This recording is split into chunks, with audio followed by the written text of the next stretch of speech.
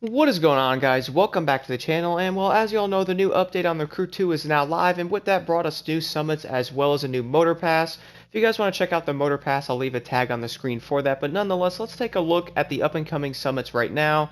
So obviously this week we're going to have the Black Ice, which I do think is going to be a pretty interesting summit, because the ice tracks are going to be really fun, but also can be frustrating depending on what car you guys might be using. Unless you use something like the Dodge Charger RT, which for some odd reason doesn't have any issues whatsoever on this race right here, but I'll get into that here in a second. But nonetheless, guys, the upcoming summits do look pretty cool. So obviously in Black Ice, we're going to have the Blue Cloud tint, which I think that's kind of self-explanatory there. And then in Gold, we're going to have the Legendary Half Set Boosted, which is actually going to be a scorebreaker set for the Hypercar class. So it does look like Ubisoft has been noticing that the other classes can also do these summit events and or skills as well, so I'm happy to try these out.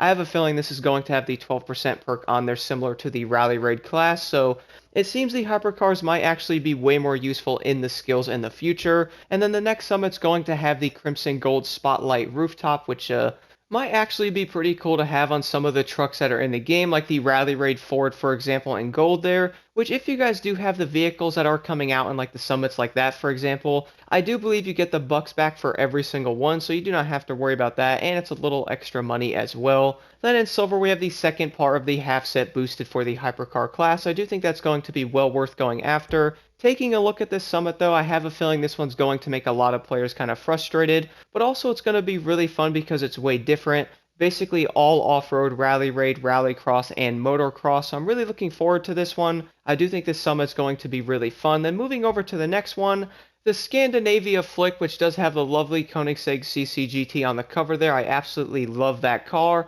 In gold, we're going to have the Blizzard Smoke, which is actually an epic item in gold, which normally you would find that as a platinum reward, but I'm not complaining at all there. At least we do have something else like that. That's probably going to be a really cool looking smoke.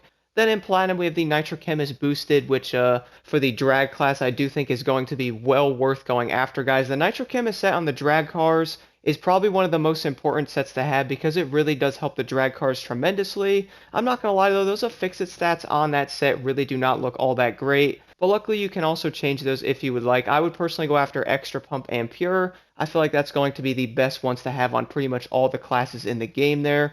And then moving over to the first summit in October is going to have the Chrysler 300 SRT8 Crown Edition, which I have to admit that car does actually look pretty cool. I'm looking forward to trying out that vehicle. Those rims look absolutely insane on that. And then in gold we have the yellow side blade underglow, which looks pretty interesting for the most part, but I feel like a lot of players probably do not use the underglows. Then finally in silver we're going to have the half set boosted for the street class, which I would say those two perks on there are most likely not going to be used that much on a loot digger set.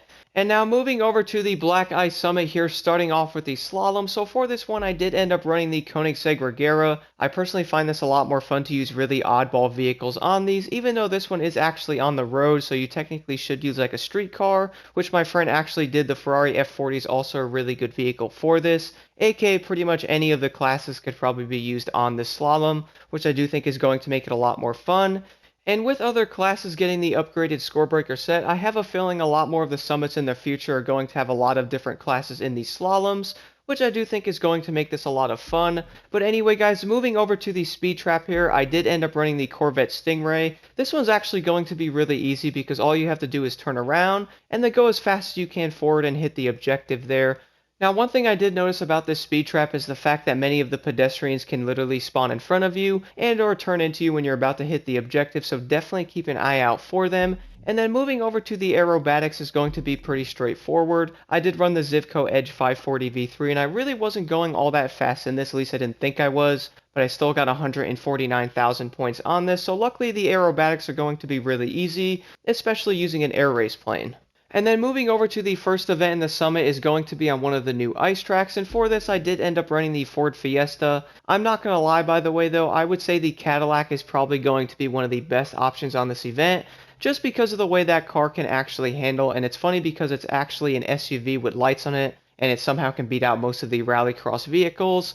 But I do highly recommend trying out the Ford Fiesta. Now, one big tip I can give on this event, guys, is to be very careful on how fast you go into the corners. I notice on this, you don't have to get around the corners as fast as possible. You actually want to get around them a little bit slower, Now, the reason for this is the fact that if you guys are going really fast around the corners, you're most likely going to be sliding too much, which will make you lose a lot of speed. And some of the Rallycross vehicles are going to be really bad on these events because of the way they could slide so much, so do keep that in mind. I noticed the best way to get around the turns, the most efficient way, is to stick by the wall in the inner part of the turn there. I figured most of the Rallycross vehicles are probably going to do better in this aspect anyway, but do be a little careful again guys of what cars you pick, and I would recommend being careful by the way of how fast you go in the straightaways, and then entering the turns going as fast as you can. My goodness, that was a nightmare. So I do recommend going a little bit slower in many of the turns in these ice events.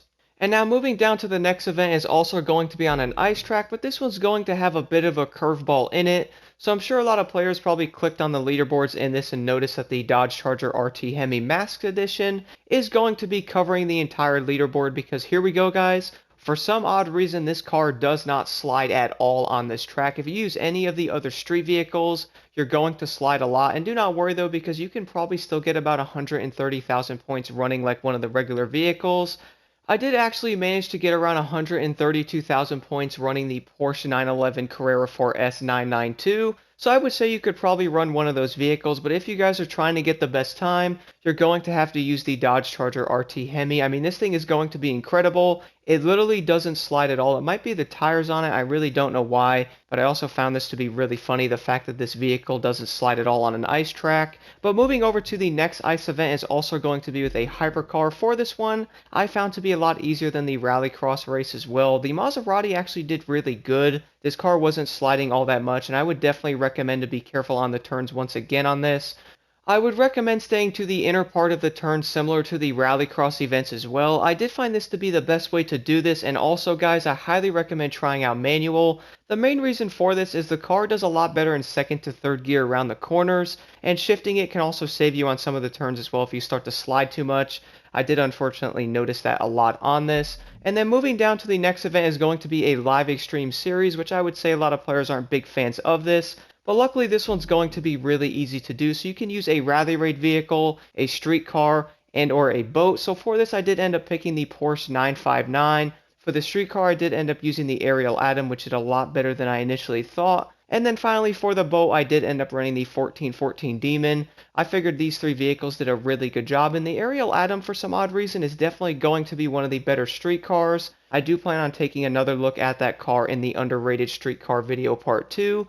But for the most part, this event really wasn't all that bad, and I actually found this one to be pretty fun to do. Then moving over to the next event is going to be a normal race for once, which is going to be with the CCGT.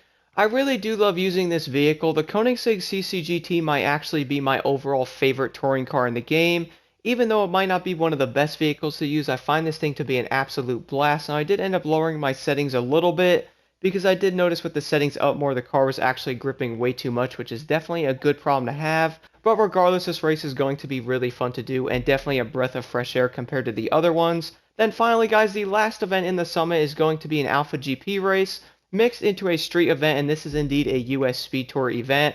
Now for this one, I did end up picking the KTM Expo R because the car is going to be a little smaller with more agility. And one of the best things I noticed about this event, by the way, guys, is the fact that you don't have to get a crazy score. It seems like it's very lenient on what you can get. I got 2 minutes and 10 seconds. My friend got almost 2 minutes and 18 there, and we're only 4,000 points apart. So I would say this event's going to be really easy to do for the most part with the points. And you could probably run any Alpha GP vehicle of your choice as well, which will make this a lot more fun. But that will basically do it for the Black Ice Summit. If you guys have any questions at all, let me know in the comments below. Let's jump right into this.